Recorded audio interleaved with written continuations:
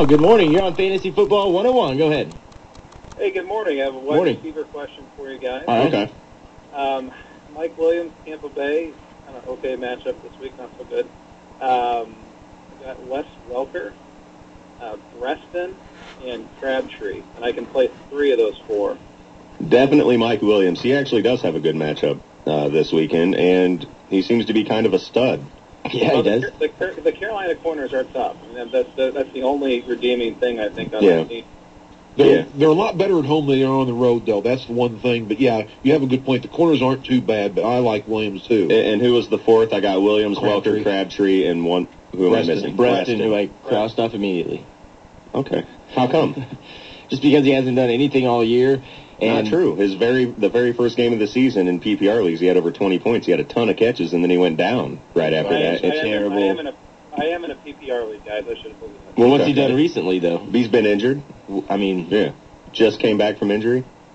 So he's good to go. I'm not saying. I'm just saying. Arizona offense. His only opportunity this year, really, he has performed, and then he came back for what? He's been back for what? 1 game. He had a good game. Anderson seems to have a pretty good read on Breston. So I kind of like Breston. I like Williams. I like Breston. And I like Welker. Crabtree's the guy to me that hasn't done much at all. And with the quarterbacking situation the way it is in San Francisco, I just can't play Crabtree. Yeah, it's sad. He's been bad. The guy's so talented. It's such a waste. Oh, there's no question. He's got all the ability in the world. But until they get that quarterbacking situation straightened out, I can't play him. And you've got 3 viable guys above him. You know, even though Welker's had tough since Moss has left, I still think Welker eventually they're going to get things figured out. Yeah. And Welker's going to become, 7, 8, 9 catches. So I keep hoping. We all agree on Williams, Welker, right? And then it's just up to Crabtree and Breston. San Francisco has St. Louis. St. Louis, do they have a deceptively good pass defense? Did I read that? They have a deceptively good defense altogether, don't they? Yeah. Yeah, it's down to Crabtree and Breston. I would probably go Breston. It sounds like Stark would probably go Crabtree, but I think either way with those 2. Yeah. I do have a variable on that. I could drop Donald Driver to pick up Pettigrew if it's available, and I could play a second tight end. You would like Pettigrew over the Breston Crabtree there. I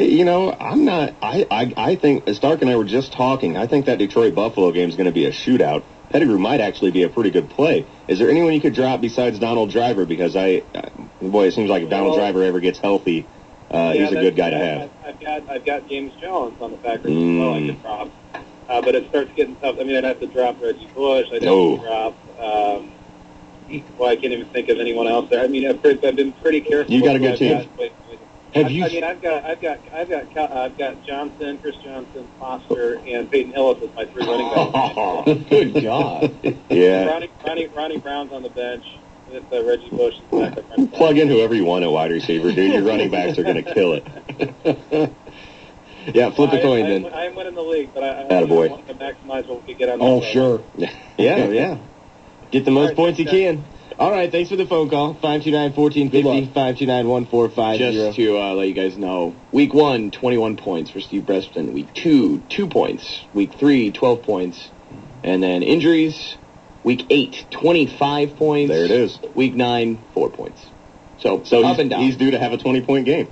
Yeah, well, he's about as consistent as Crabtree. That's a tough play. And Pettigrew has been scoring big, though. I mean, that definitely... he's got a decision to make there. I don't know. I would drop Don Driver, to be honest with you. I don't know if I would pick him up for Pettigrew, but you might want to find someone else out there. But if Pettigrew's the best one, then I'd be tempted to do it. Don Driver hasn't done anything for 3 weeks. He mentioned he's got James Jones. That's pretty decent, telling you what, too. I'd almost think about starting him. Well, Green Bay has a bye. Right. Yeah. Well, that's true. That's why he called. He still probably will outscore Crabtree somehow. 529-1450 is the phone number. Let's take another call. Good morning. You're on Fantasy Football 101. Go ahead. Good morning, gentlemen. Morning. I have I love the show, by the way. Thank you. Tough choice in running back situation this week. I have Peyton Hillis and Noshawn Marino. I also have Mendenhall, which I will play. Right. I'm tough. Can't choose yet between the other 2. That is a tough one. Peyton Hillis has been a stud. I mean, just an absolute stud. But boy, that Jets defense is a little bit scary. And I did just read that McDaniels has said they really, really want to get Noshawn Marino 100% involved in the game. Yeah. See, so that is a tough decision. And you know what? I want to grow a head of hair, but that's not always going to happen. So I'm just not buying into this. They really want to get Marino involved. They've been saying this, and the guy's so injury prone. I mean, he's made out of glass. You got to go Hillis. Hillis.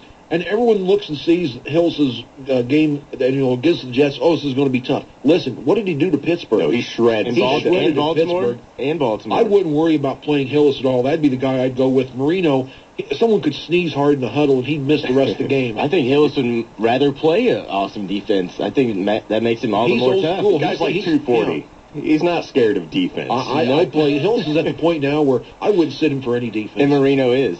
Yeah, he's scared of all defense. Yeah, he runs away from the defense. Peyton Hillis.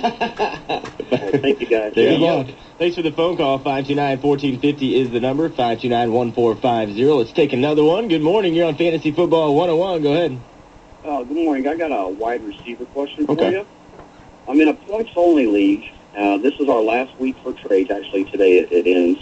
I have, since it's the TO show over in Cincinnati, I'm going to drop Ocho Cinco. Yep. Nice. Would you pick up Dwayne Bowe? Yeah. Or would you pick up Sidney Rice coming back? Oh,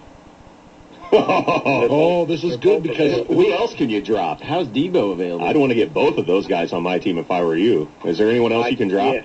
No, not really. I mean, I'm pretty stacked. I've got Austin, which, I've got to play him. Yeah. I've got, I think it's Nate Washington, I'm just going to get catches over there and we'll double team Randy Moss. Absolutely. Here's the problem. Rice, I know he's supposed to play a little bit this weekend. He's not going to have a full game, but he's even said himself he's not back to where he was last year. He doesn't have the explosion. Well, now you wonder, how long until he gets it? Do you want to take a chance there, or do you go ahead and take Bo, who's completely healthy? I'm at the point now, I don't take a chance since your deadline is this week today.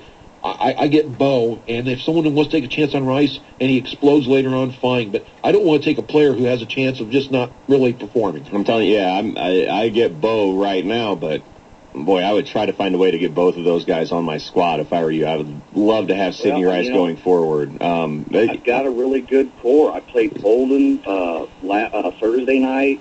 Nice. I'll be playing Austin, and of course, I haven't played Ocho Cinco, and I just picked him up off waivers and dropped someone that got hurt. So, he's not really valuable to me right now. Yeah, Ocho's definitely the guy to drop. I don't blame you a bit there. Would you guys drop Nate Washington? That's what I was thinking. I was thinking I might, because you seem to already have, it's not like you need Nate Washington. It's not like he's an essential part of your starting lineup.